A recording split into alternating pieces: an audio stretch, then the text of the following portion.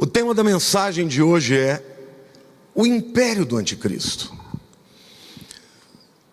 Eu creio que um dos temas que mais geram curiosidade na vida da igreja é a pessoa do anticristo. Quem vai ser esse homem? Muitos já disseram que ia ser o Papa, outros escolheram nomes importantes, alguns falavam que era Bill Gates, depois foram citando outros nomes, mas será que a Bíblia nos dá alguns sinais para que nós saibamos quem é o anticristo? E que império é esse que ele vai se levantar, que vai perseguir, e que vai dominar o mundo, e que vai perseguir especialmente os seguidores de Jesus, aqueles que não passarem pelo arrebatamento, e também o povo judeu? Hoje eu pretendo lhe dar algumas respostas, algumas dicas, para que, eu creio que ele já está no mundo, mas essas dicas vão nos ajudar a decifrar quem ele é, porque no momento que ele se levantar, as coisas vão começando a ficar mais claras, e eu creio que a igreja que vai ser arrebatada, antes de ser arrebatada, vai ter muita convicção de que seja ele. Isso vai gerar uma grande santificação, uma busca pelo Senhor. Eu quero começar falando sobre o império do anticristo profetizado.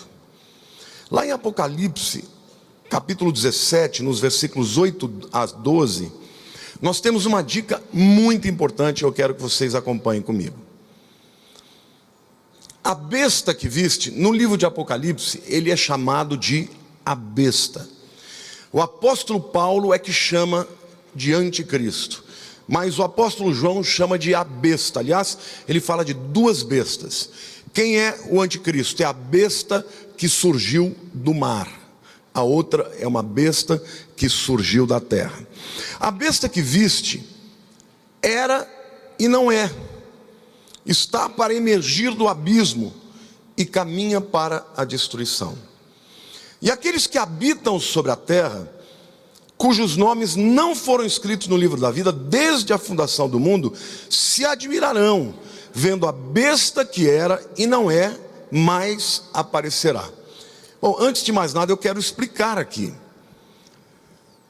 Besta é uma palavra que no grego therion fala de um animal muito feroz, que tem poder para matar. Um leão, por exemplo, pode ser chamado de uma besta, ou qualquer outro animal predador pode ser chamado de uma besta. O texto mostra que ele surge do abismo. Abismo, no grego é abismos, literalmente isso. Aqui fala que este homem vai ser insuflado por um poder demoníaco, tá? Ele é um ser humano, mas o ódio que ele tem é insuflado pelo inferno. E o texto continua dizendo: aqui está o sentido que tem sabedoria. As 7 cabeças são 7 montes. Aqui ele fala depois, anteriormente, de um dragão com 7 cabeças, nos quais a mulher está sentada. São também 7 reis, dos quais caíram 5, um existe e o outro ainda não chegou. E quando chegar, tem de durar pouco. E a besta que era e não é, também é ele, o 8º rei, e procede dos 7, e caminha para a destruição. Aqui também merece uma explicação. Como o próprio texto diz que as 7 cabeças são 7 montes, muitos identificaram este império como sendo o império de Roma. Alguns até afirmavam que era o Papa. Por quê? Porque Roma é a cidade das 7 colinas, dos 7 montes. Mas Istambul também tem 7 montes. Então, na verdade, eu não penso que esteja falando de uma cidade especificamente, porque na Bíblia, monte fala de autoridade, de poder, de 7 lugares de autoridade e poder. E aí ele diz mais: são 7 montes nos quais a mulher está sentada. Aqui está o sentido A mulher aqui é a figura de uma prostituta. A Babilônia também é uma figura espiritual. O que o texto diz? São 7 reis dos quais... Aqui está uma dica importante. 7 reis, diga assim, 5 já caíram. Tá? Um existe, diga, o que existe é no tempo de João. Quem está escrevendo aqui é o apóstolo João, por volta do ano 95 depois de Cristo. Então ele está dizendo que 5 impérios já caíram. O 6º império, nós sabemos qual é. É o império que dominava no período de João. Que império é esse? Romano. Então ele diz, 5 já caíram. Um existe, o Império Romano, e o outro ainda não chegou no tempo dele. Tá? Para João estava no futuro, eu creio que para nós está no presente. E ele diz, e quando chegar, tem de durar pouco. E a besta que era e não é, também é ele, o 8º rei, e procede dos 7, e caminha para a destruição. Aqui tem algumas revelações interessantíssimas. Porque houve na história de Israel vários impérios mundiais que estiveram diretamente ligados ao povo de Israel. O primeiro foi o Egito. Todos vocês sabem que Israel ficou por 400 anos, aproximadamente, escravo do Império Egípcio. O segundo foi o Império Assírio. O Império Assírio é aquele império que invadiu as 10 tribos do norte no ano de 722 e levou cativo 10 das tribos de Israel, e elas nunca mais voltaram. O reino do norte deixou de existir. Primeiro, então, diga egípcio. Segundo, diga assírio. Terceiro é o babilônio, ou babilônico, de Nabucodonosor, que entra e destrói Jerusalém e leva cativo o povo de Israel para a Babilônia por 70 anos. O quarto é o Império Medo-Persa. Vocês sabem que no ano 539, Ciro entra, enquanto Belsazar está lá fazendo um banquete de 7 dias, bebendo, enchendo a cara com todo mundo. Ciro desvia o curso do rio Eufrates e entra por debaixo das muralhas inexpugnáveis da Babilônia, e num dia ele é destruído. Então quem sucedeu os babilônicos foram os persas, também chamados na Bíblia de Medo-Persas, porque a Média e a Pérsia eram aliançadas. O rei Dario, de quem Daniel ficou muito amigo, era Medo. Ciro e outros reis que governaram lá são persas. Então diga, primeiro, Egito. Segundo, assírio. Terceiro, babilônico. Quarto, Medo-Persa. Quinto, Grécia. Durante muitos anos, se você for ler na história, você vai perceber que houve as chamadas guerras persas, em que Grécia e Pérsia combatiam. Até que por final, Alexandre o Grande, no ano 332 a.C., destrói os persas, e ali começa o Império Grego. O Império Grego não era só onde a Grécia hoje. Onde a Grécia existe hoje era chamada de Macedônia.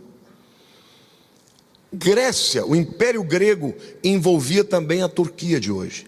Aliás, no hebraico a palavra Grécia é Yavan. E Yavan é uma região da Turquia. Então, quando a Bíblia fala de Grécia, não está falando da Grécia de hoje, está falando da Grécia daquele tempo. Quando Alexandre o Grande, depois de 12 anos, conquista o mundo, 4 dos seus generais dominam e dividem o espólio. E até o ano de 167 a.C., eles dominam sobre a Palestina e sobre o resto do mundo. No ano 117, Antíoco Epifanes, um dos generais, líderes, né, não daquele tempo de Alexandre o Grande, porque já passaram muitos e muitos anos. Ele entra em Jerusalém e ele, para afrontar o povo de Israel, ele bota uma estátua de Zeus dentro dos santos e sacrifica um porco. E para o povo de Israel, o porco é o animal mais imundo. Então, é isso que Jesus se refere ao abominável da desolação, que Daniel também citou, profetizando muito depois do que aconteceria. Nesse tempo se levanta uma resistência judaica dos macabeus, e eles botam o Antíoco Epífanes para correr. E durante muitos anos, desde 167 até 63 antes de Cristo, eles ficam com o poder da Palestina, de Israel. Mas no ano de 63, os romanos vêm e dominam a Palestina. Portanto, o sexto império é o Império Romano. Amém? Já sabemos quais são os 6 impérios. Diga o primeiro: egípcio. Segundo, assírio. Terceiro, babilônio. Quarto, medo-persa. Quinto, grego. Sexto, romano. Então nós já descobrimos os que passaram, os que caíram, aquele que estava presente no período de João, e ele diz que virão mais 2. Um sétimo que terá um curto período de tempo. E quando este sétimo cair, o 8º que virá é o da besta. Agora, detalhe, ele diz que este sétimo, ele vem do Império Romano, porque ele vem dos outros que existiram.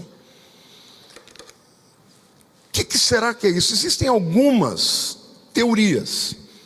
Alguns acham que é o Império Otomano, mas não pode ser.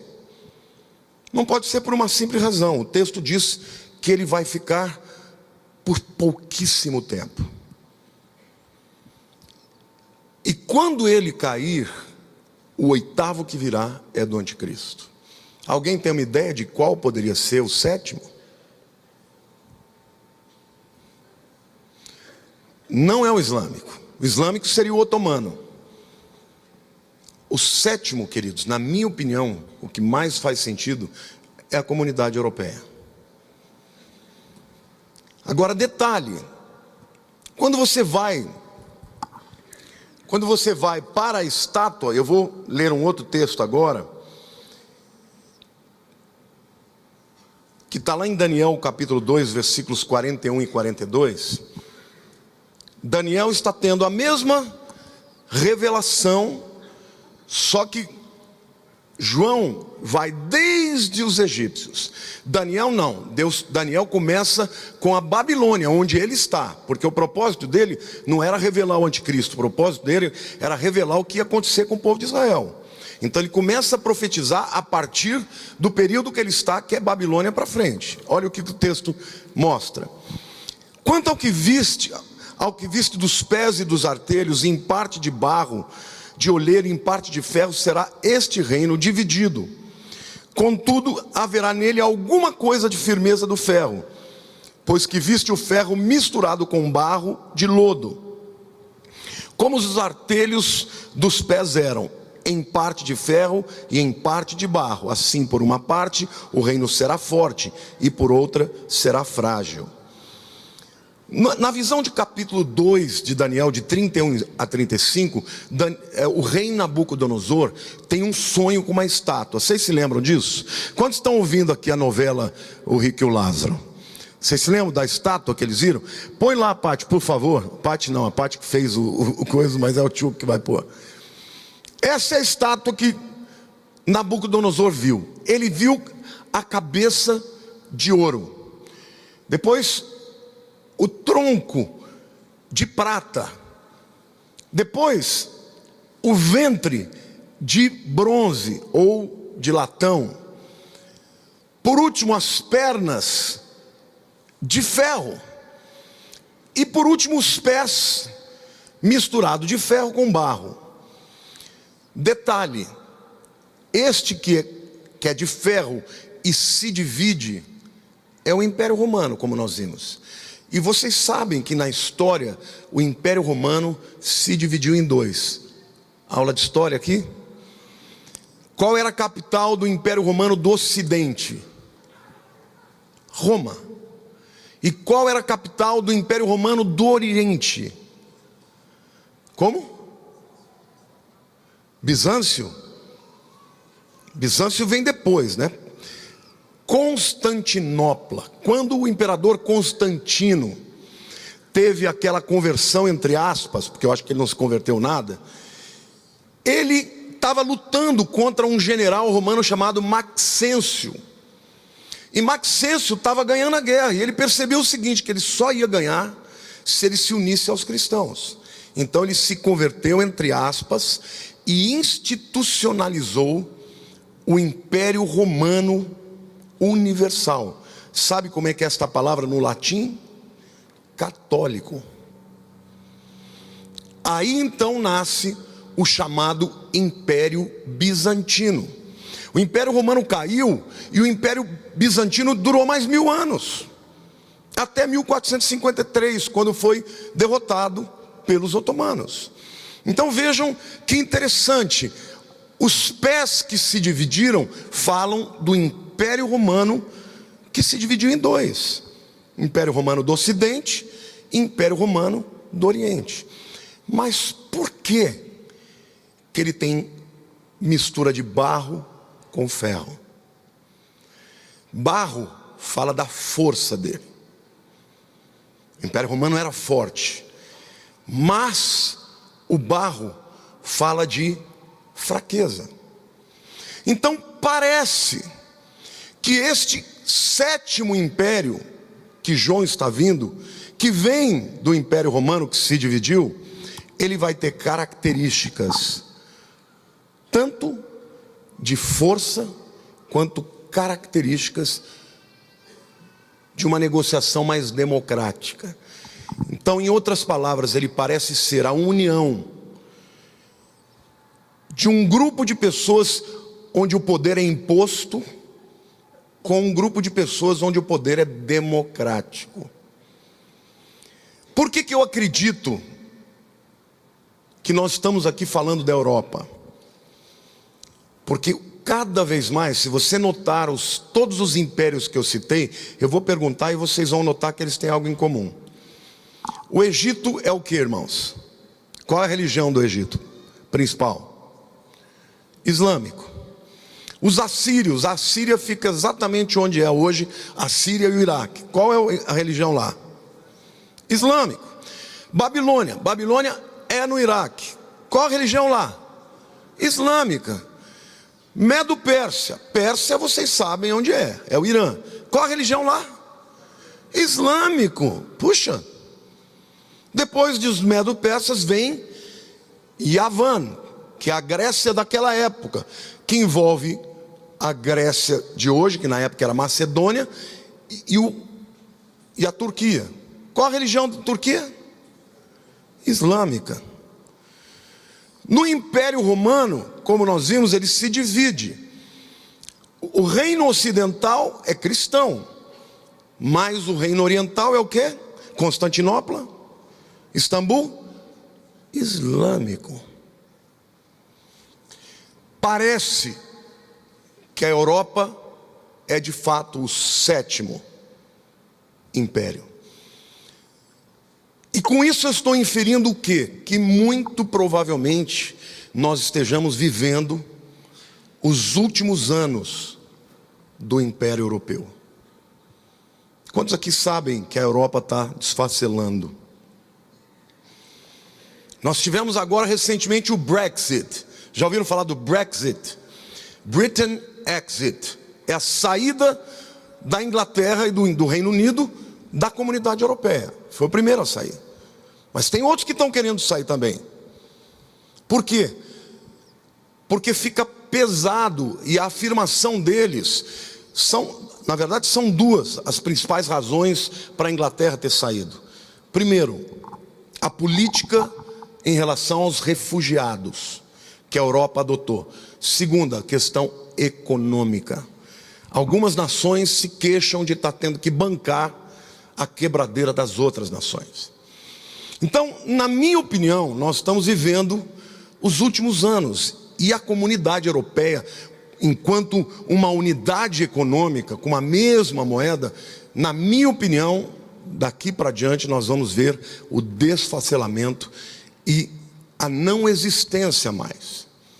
E quando a Europa se desfacelar como continente, como império, para vocês terem uma ideia da importância da Europa hoje, queridos, a Europa hoje tem uma economia mais forte, se somar os países todos, do que os americanos. E se você pegar Europa, Estados Unidos e China sozinhos, dá mais de 80% do PIB do mundo. Então, quando isso acontecer, vai haver um caos extraordinário econômico no mundo inteiro, porque vai ficar desbalanceado. E é nesse caos econômico que o anticristo vai se juntar, agora não mais com nações da Europa. Na minha opinião, o 8º reino será um reino conduzido pela ONU, as Nações Unidas.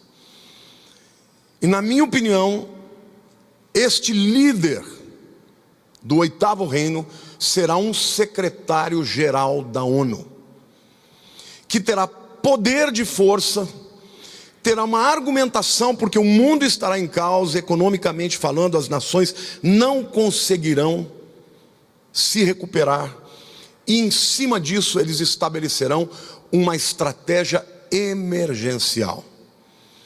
E na minha opinião, este reinado vai ter o apoio de um falso profeta, que é a besta que surgiu da terra, que é um líder espiritual que vai se unir. Aliás, não se esqueçam, tudo isso são características, mas o que determina o início do império do anticristo é um acordo de paz, uma aliança de paz, que Daniel 9:27 fala, uma aliança forçosa. O texto fala, ele fará uma firme aliança. Esta palavra firme no hebraico significa uma aliança que não vai ser aceita, vai ser imposta. Ou seja, haverá nações que terão que engolir a aliança, porque não terão escolha. E este líder, que será o mentor ou o gestor desse novo império, que pretensamente trará paz e tentará recuperar o problema econômico do mundo. Nós vimos na semana passada os 4 cavaleiros do Apocalipse. O cavalo branco é o anticristo, o cavalo vermelho são guerras. Ele vai propor paz, mas não vai conseguir paz, porque vai haver guerras. O cavalo preto é uma crise econômica, inflação. Eu mostrei para vocês como vai faltar alimentos, os alimentos vão custar muito caro. E o cavalo verde, o Islã. Depois eu mostrei para vocês que as 4 cores desses 4 cavalos são as 4 cores das bandeiras da grande maioria das nações islâmicas. Então, os 5 impérios que já caíram, de novo, diga Egito, Assíria, Babilônia, Medo-Persa, Grécia, Roma. O 7º império, ele vai ter características das duas pernas que Daniel viu. Na minha opinião, é a Europa, e você percebe claramente que cada vez mais a Europa está se tornando islamizada. Cada vez mais. Eu contei aqui que eu estava nos Estados Unidos agora em março, e eu e Alcides estávamos sentados num lugar, ouvimos uma língua, eu não entendia que língua era aquela. Eu perguntei para um camarada, falei, que língua é essa que eu nunca ouvi? Ele falou, estou falando flamenco, eu sou belga. Aí comecei a bater um papo, perguntei para ele, falei, como é que está essa questão do Islã na Bélgica? Ele falou, irreversível. Eu falei, como assim? Ele falou, é uma questão de tempo, eles vão nos expulsar de lá. ou nós vamos ter que nos converter, ou vamos ser mandados embora. Então, quando fala que ele terá características de força e de fraqueza, eu penso que a união da força do Islã, que é uma religião imposta. Se a pessoa não tem essa coisa de você querer se converter, se não converter, morre. Com a democracia. Então, na minha opinião, não existe outro império que se encaixe a este sétimo império como a Europa. Terá características dos dois mundos. E o último império é o império do anticristo. Em segundo lugar, eu queria falar que o anticristo também é profetizado, tanto em Daniel quanto em Apocalipse. E o texto de Apocalipse 17:12 diz assim: os 10 chifres que viste são 10 reis, os quais ainda não receberam reino, mas recebem autoridade como reis com a besta durante 1 hora.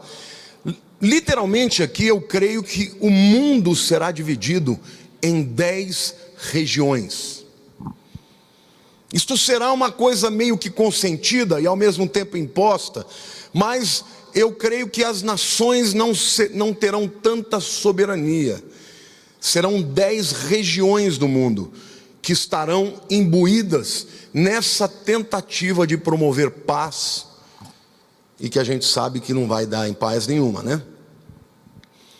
E o anticristo será um desses 10. Daniel 8:9 chama o anticristo de um chifre pequeno.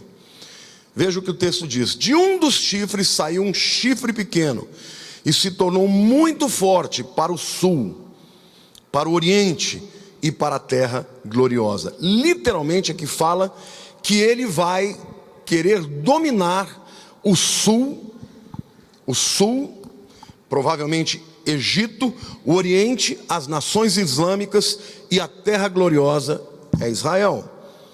No capítulo 7:25, este chifre pequeno, ou este líder mundial, olha a característica dele, como ele vai parecer. Proferirá palavras contra o Altíssimo, magoará os santos do Altíssimo, e cuidará em mudar os tempos e a lei. Ele vai ser um blasfemo, porque ele vai falar contra Deus, contra o Deus cristão, o Deus de Israel. Ele também vai mudar, vai magoar os santos, ali é ferir literalmente, vai perseguir aqueles que não passaram pelo arrebatamento e ficaram, e se converteram ou caíram em si, vão ser perseguidos por ele, porque na sua agenda vai estar a implementação de uma religião mundial. A gente não pode afirmar ao certo qual é, mas muito provavelmente a religião islâmica. Por que eu estou dizendo isso? Porque a Bíblia diz: ele cuidará em mudar os tempos. Aqui literalmente é mudar o calendário, porque o calendário do mundo ocidental é o calendário gregoriano. Mas você sabe que chineses não usam o mesmo calendário, judeus não usam o mesmo calendário, e muçulmanos também não usam o mesmo calendário. Então ele implanta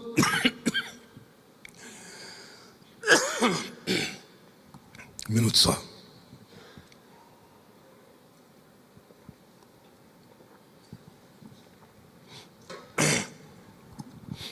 Ele vai implantar, impressionante, desde que eu comecei a falar sobre Nova Era, toda vez que eu vou falar desse fulano, alguma coisa acontece. Isso é uma guerra espiritual, irmãos, mas eu não vou me calar. O que vocês estão recebendo aqui é ensino da palavra profundo. E o tempo diz que ele vai mudar os tempos, o calendário e a lei. Quantos aqui já ouviram falar na Sharia?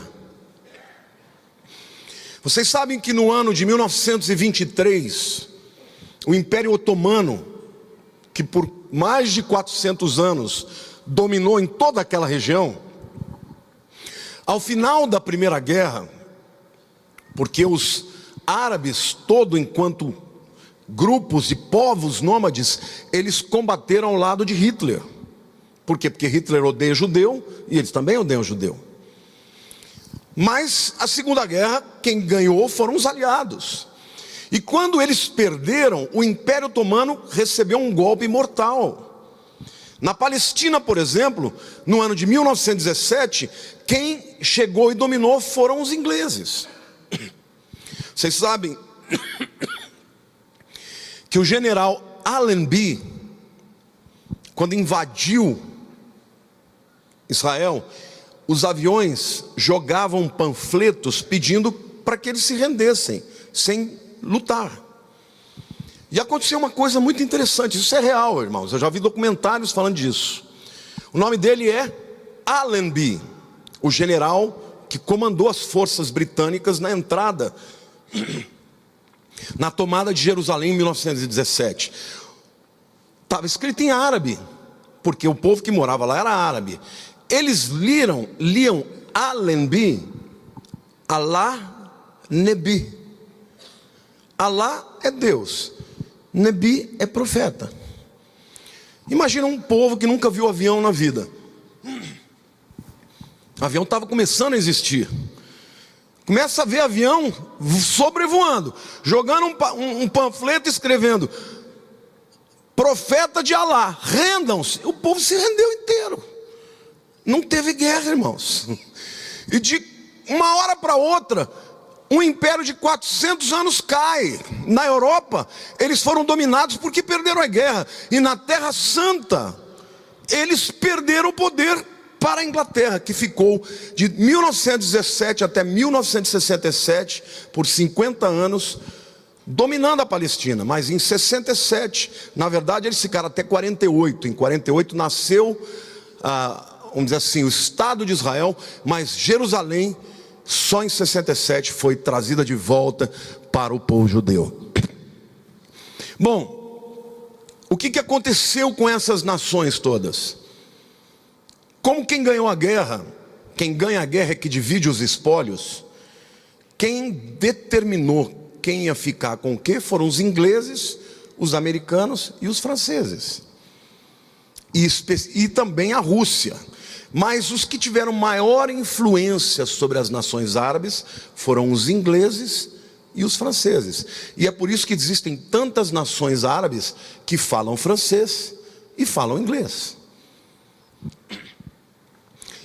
Quando caiu o Império Otomano, desde aquele tempo, entrou Ataturk na Turquia, e ele estabeleceu um Estado democrático. A Turquia floresceu, se tornou a Constantinopla uma cidade riquíssima, belíssima, ocidental, livre.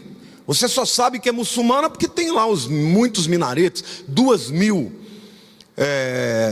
mesquitas lá. Mas nós somos em 2000, que ano que nós somos, bem? Acho que 2010 nós fomos para lá. Tranquilo, aquele país totalmente ocidental. Mas agora, vocês sabem, entrou um homem chamado Erdogan. E o sonho do Erdogan é voltar a criar um califado, um Estado muçulmano radical. E ele tem perseguido muitos cristãos, tem permitido que muçulmanos radicais ataquem igrejas, façam atentados, e recentemente ele recebeu poderes totais, por eleição. Mas a gente sabe que hoje ele tem poder sobre o governo, os 3 poderes, sobre o Congresso e sobre o Judiciário. Ele está acima da lei. E o objetivo dele é, juntamente com diversos outros islâmicos, formar um califado. Se esses camaradas crescem e dominam, se o anticristo for um deles, e muito provavelmente será um ocidental, com cara de ocidental, mas cuja agenda e propósito é estabelecer o Islã. Ele mudará os tempos, diga calendário, e as leis, diga Sharia. E vai perseguir a quem? A todos aqueles que não aceitarem.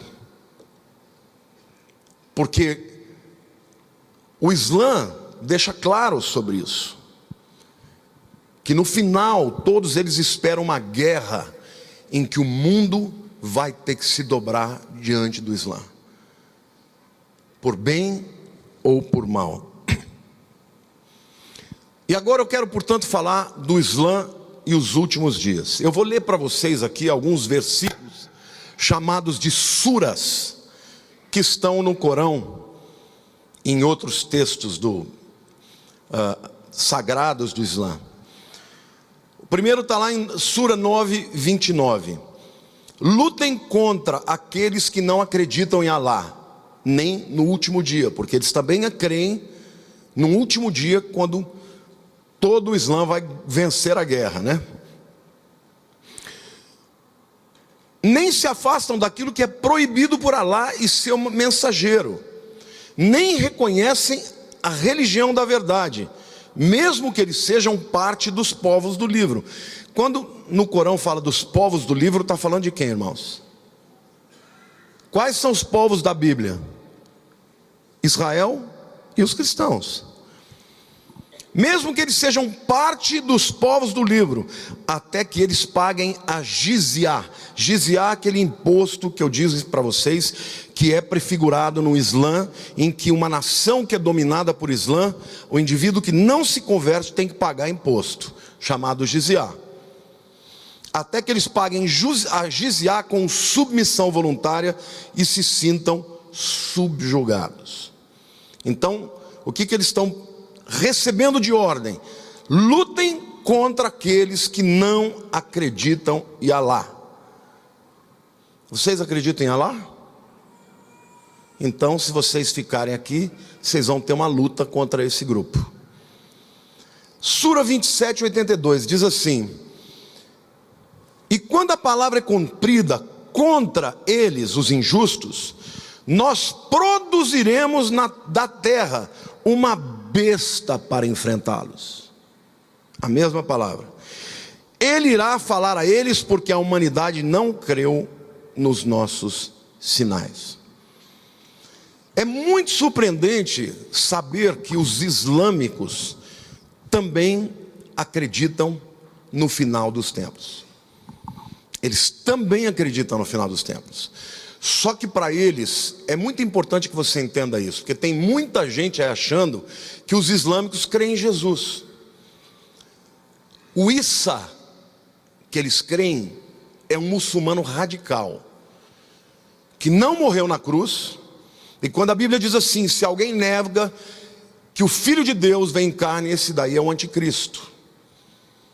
Eles negam que Deus se tornou carne. Eles dizem que Isa é um profeta, e ele virá para ajudar Alá a fazer a jihad, que é a guerra santa dos últimos dias.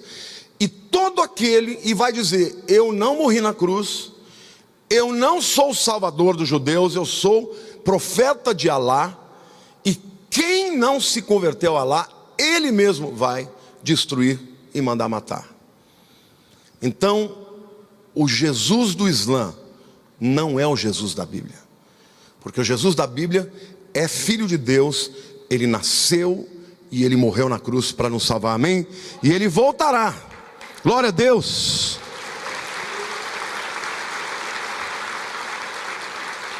As expectativas do Islã para os últimos tempos, eu elenquei algumas das afirmações que eu vi. Eles dizem que os últimos dias são caracterizados da seguinte maneira: dias de levantamento. No inglês é uprising. Esse levantamento e uprising não é só um levantar do lugar. Uprising é rebelar-se, é levantar para tomar controle. Dias de separação, ou seja, vai separar quem é do Islã e quem não é. Quem não for, guerra contra eles. Dias de reconhecimento de quem será o 12º imã, que eles acreditam ser o Imã Mahdi, que nós sabemos que é o anticristo. Dias de descerramento, o último dia, a hora, Para eles o mundo terá que aceitar a sua fé, e o Mahdi, o último imã, que os liderará para uma guerra santa, a Jihad. A palavra Mahdi significa aquele que é guiado, e eles acreditam que ele será guiado diretamente por Alá.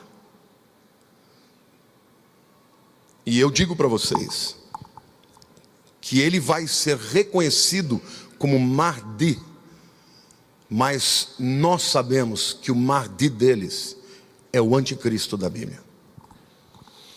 Eu vi o testemunho de um homem chamado Walid Shubat, um ex-muçulmano que se converteu. Ele foi para os Estados Unidos para fazer células terroristas. Ele é palestino, começou a namorar com uma mulher cristã, casou-se com ela, e ele dizia para ela, quando eu havia lendo a Bíblia: esse livro é um livro que é mentiroso, você tem que parar com isso é engano. E ela disse para ele: então me mostra onde está o engano, que eu largo o livro. E ele foi ler a Bíblia para ver onde estava o engano, e ele se converteu. E hoje ele é um dos maiores pregadores que revelam que o anticristo é o Mahdi.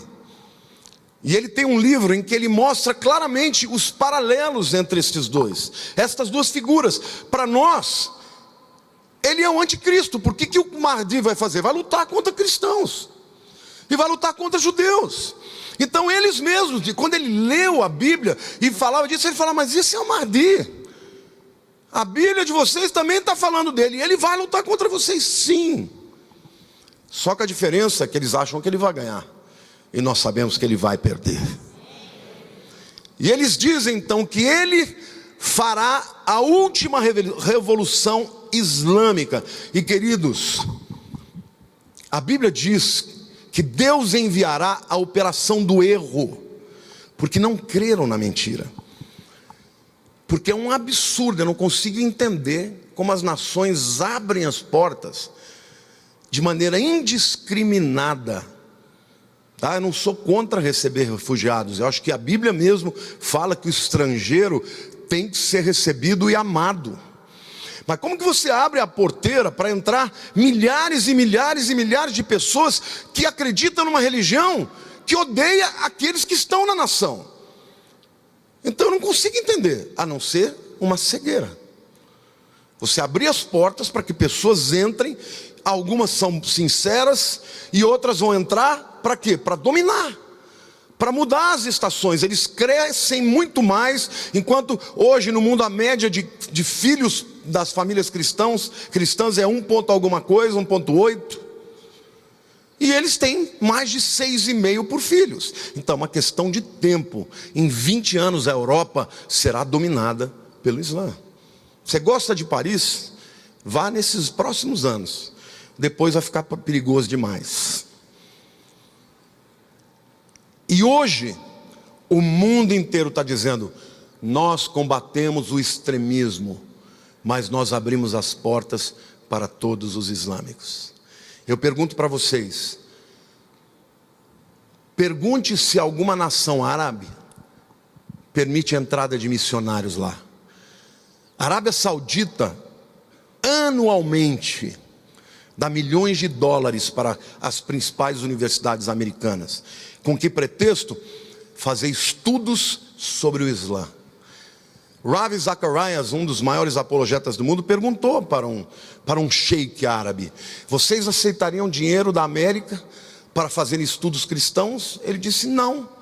Por que não? Porque ninguém aqui tem interesse de saber sobre o cristianismo. É assim, meus irmãos. Eles entram, se aproveitam da fraqueza da democracia, mas eles são linha dura. É o barro se misturando com ferro. O fim dessa história só tem um jeito: Deus intervir. E Ele intervirá. Porque hoje o mundo já está cego e não está enxergando o que realmente está para acontecer.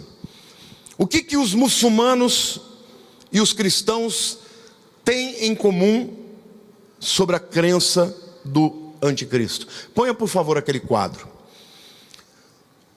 O Mahdi unirá o mundo muçulmano. Isso é o que os muçulmanos creem. A profecia bíblica diz que ele sujeitará 10 reis, e estes 10 reis, ao seu comando, também tentarão unificar o mundo. Mais uma. O Mahdi trará ouro e prata aos seus seguidores. Isso está nos textos. A Bíblia diz, Daniel profetizou: honrará com ouro e prata um Deus que seus pais não cultuavam. Tá? Por que os pais não cultuavam? Porque ele provavelmente será de origem cristã, mas assumirá a religião muçulmana. Terceiro lugar, o Mahdi governará por 7 anos. Não é interessante isso? Eles dizem que esse domínio será de 7 anos, até que depois disso virá o tempo final, o juízo final. E a Bíblia diz que o acordo do anticristo fará de paz forçadamente por 7 anos. Próximo. O Mahdi irá dominar a Turquia. E Daniel diz que o reino do norte de Israel, é Turquia, fará guerra contra ele. Aqui eu quero dizer para vocês que alguns teólogos dizem que o anticristo será da Turquia. Ele não será da Turquia. Ele fará guerra com o Mahdi. E eu entendo aqui que esta guerra será a guerra dos xiitas contra os sunitas. Em outras palavras, a Turquia será invadida pelo Mahdi, ou seja, uma guerra de muçulmano contra muçulmano. E a gente sabe que desde que Maomé morreu e que nasceram as duas correntes mais importantes, xiitas e sunitas, eles guerreiam. Guerra de Iraque e Irã em 80, 81, o que foi? Irã, xiita, Iraque, sunita. A guerra que está acontecendo hoje no Oriente Médio é basicamente isso. Por que os americanos se juntaram com os sauditas e soltaram Abu Bakr al-Baghdadi, que é o camarada, que é o líder desse Estado Islâmico? Por quê? Porque eles estavam com medo do avanço dos xiitas do Irã no Iraque e na Síria. Então nasceu o El, que é o Estado Islâmico, que recebe armas de alto poder bélico. De quem? Dos Estados Unidos, que permite. Queridos, como é que você explica os americanos errarem? Recentemente foram bombardear o que eles chamavam de Estado Islâmico, bombardearam o outro. Bombardearam os exércitos do Bashar al-Assad, que são ligados ao Irã. Então você acha que o americano vai alvo? Matar mais de 80 soldados e fala, errei, foi sem querer. Que sem querer? Essa guerra tem pano de fundo. Para os islâmicos é xiita contra sunita, mas para os ocidentais são os americanos e os sauditas, da Arábia Saudita, que odeiam o Irã. Vocês não sabiam que os sauditas odeiam mais o Irã do que Israel? Então ele fará guerra. O Mahdi vai lutar contra a Turquia. O Erdogan está querendo ser ele o que vai unificar todas as nações islâmicas, mas não será ele. A maioria dos muçulmanos acredita que o Mahdi virá do Oriente. Daniel afirma que ele crescerá para com o leste. Se você observar, quando a Bíblia fala que o rio Eufrates vai ser seco, hoje o rio Eufrates começa na Turquia, e ele tem uma barragem lá. Se aquela barragem for fechada, o rio Eufrates seca. E pelo leito do rio Eufrates, os exércitos do anticristo virão para combater Israel. E tem muitos outros paralelos na Bíblia que mostram que a guerra que vai acontecer nesse período de tribulação, vão ter várias guerras separadas. Serão guerras por domínio, serão guerras financeiras, serão guerras religiosas, e o anticristo, ele terá um propósito maior do que todos, porque ele estará dominado pelo próprio Satanás, que é destruir a Terra Santa. Satanás, como o grande invejoso de Deus, ele quer tudo que Deus tem. Porque Deus ama Israel, Satanás odeia Israel. Então, para terminar essa palavra, eu quero dizer para vocês que eu creio nós estamos vivendo nos dias que antecedem esse levantamento. Não tenho medo de ousar a dizer que nos próximos anos, 10 anos talvez, você presencie o final da comunidade europeia como existe hoje. A crise econômica mundial só vai piorar, não vai melhorar. Porque é necessário que haja esse caos econômico, caos espiritual. Em 92, quando eu fiz um evento sobre Nova Era, eu falei de coisas lá atrás que a gente nem sonhava e que hoje estão se cumprindo. Queridos, nós estamos vivendo os últimos dias. Olhe para a pessoa do teu lado e diga assim: prepara o teu coração, porque a trombeta está para tocar. Eu creio que os anjos já estão perfilados assim, ó, já com a trombeta assim, ó. Só está faltando Deus dar ordem, e os crentes de verdade vão ouvir um berro, um grito, um chamado, e a trombeta tocará, e a igreja subirá. E este oitavo reino se levantará de uma forma poderosa. Quando você sabe que para que você enfraqueça as nações, você tem que gerar o caos. Então, todo esse caos econômico, caos social, fomes, guerras em todos os lugares, são necessárias para que o império mundial do anticristo se levante. E na minha opinião, o oitavo reino será o império do anticristo. Vamos recapitular? Primeiro império, egípcio. Segundo, assírio. Terceiro, babilônio. Quarto, medo-persa. Quinto, grego. Sexto, romano. Sétimo, União Europeia. Oitavo, anticristo. Quantos aqui creem em Jesus como seu Salvador? Esta é a senha. Ninguém será arrebatado se não tiver confessado Jesus como seu único e suficiente Salvador. Então você que me vê, tem muita gente na internet que me vê que ainda não tomou uma decisão com Jesus.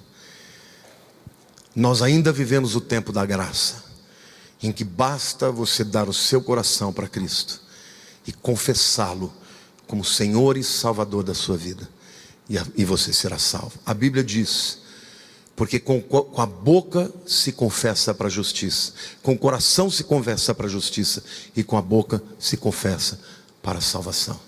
Feche os seus olhos.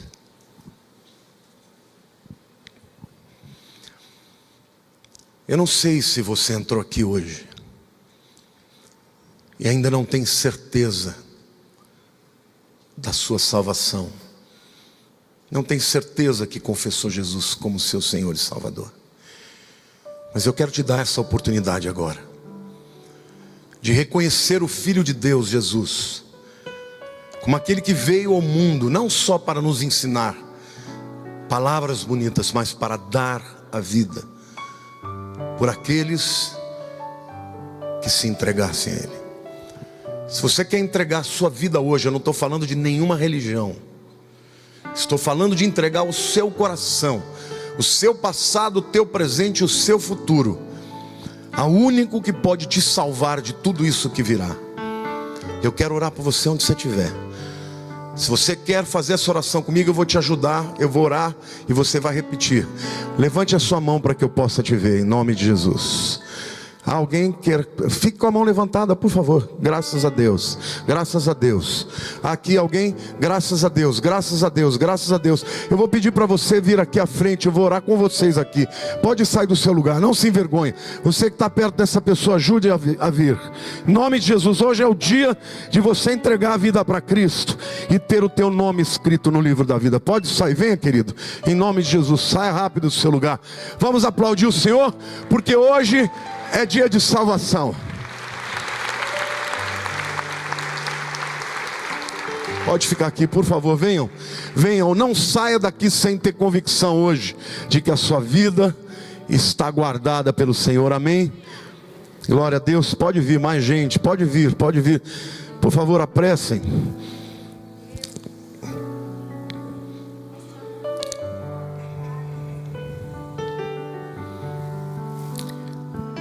Sabe o que a Bíblia diz? Que há alegria no céu quando uma alma se entrega. O que vocês estão fazendo aqui vai mudar não só o destino para esta vida, mas para a vida eterna. Não é uma religião, mas é o Filho de Deus. Pode vir, eu estou esperando muita gente vindo se entregar a Jesus. Hoje é dia de festa. Igreja, aplauda o Senhor. Hoje é dia de festa. Quem sabe essas vidas não estão se entregando pouco antes do arrebatamento. Quem sabe eles não sejam o servo da 11ª hora. Aleluia, aleluia. Põe a mão no seu coração e ore comigo. Diga: Senhor Deus, eu creio que eu sou pecador, mas a tua palavra diz que o Senhor se fez carne e se tornou um de nós e morreu no nosso lugar para nos salvar. Perdoa os meus pecados, escreve o meu nome no livro da vida. Eu te aceito como meu Senhor e como meu Salvador. Diga: Senhor, meu passado, meu presente, meu futuro, eu entrego ao Senhor agora. Receba-me, Senhor, porque eu te confesso hoje como meu único e suficiente Salvador. Aleluia, glória a Deus. Deus abençoe, minha querida. Aleluia.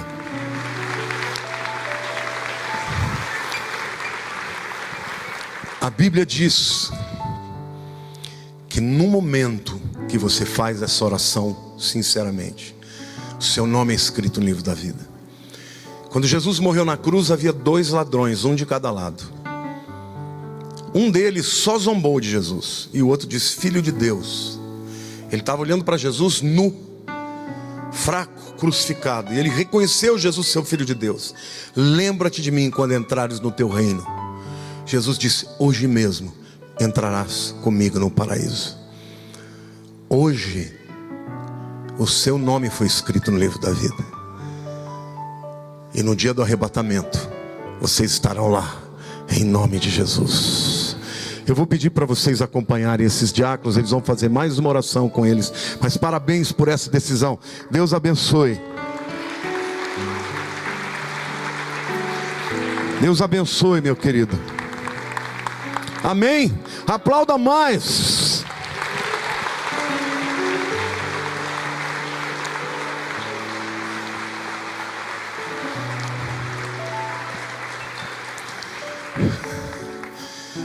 A Bíblia diz que há alegria e festa no céu quando uma alma se entrega. Mas eu quero pedir para você, como igreja, agora ficar de pé no seu lugar.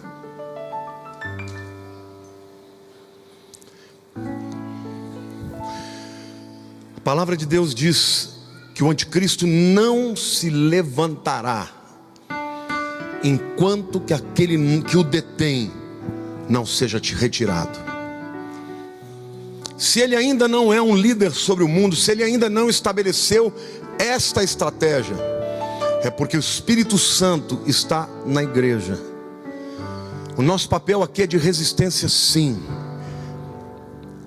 Hoje o mundo islâmico está pregando e tentando converter pessoas revoltadas, que olham para a sociedade e não têm perspectiva.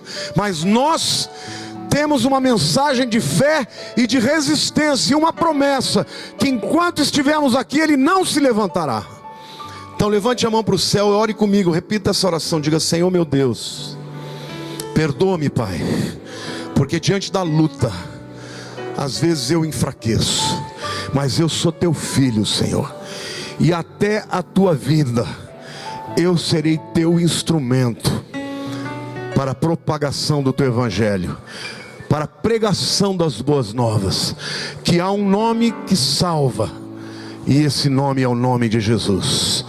Usa a minha vida, Senhor, salva a minha família, usa-me como luz do mundo e sal da terra, para a glória do teu nome. Diga: Maranata, vem, Senhor Jesus. Aleluia. Aplauda ao Senhor. Pode sentar, meu querido.